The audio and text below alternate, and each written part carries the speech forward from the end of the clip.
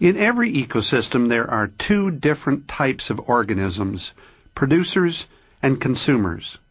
The producers, or autotrophs, can produce their own food. These are photosynthesizing organisms like plants and some microorganisms. Consumers are called heterotrophs. There are different types of consumers.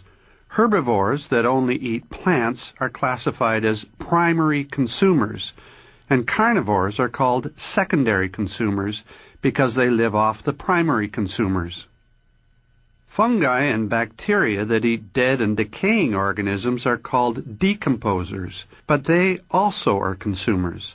They are very important in the food web because they break down dead matter like grass, tree trunks, and the remains of animals so that nutrients are returned to the soil.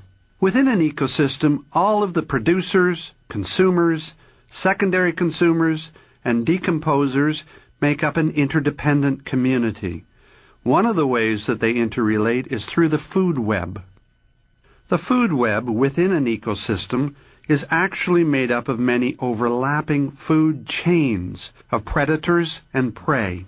For example, on the African plain, grass grows in abundance. A herbivore, such as an antelope, eats the grass.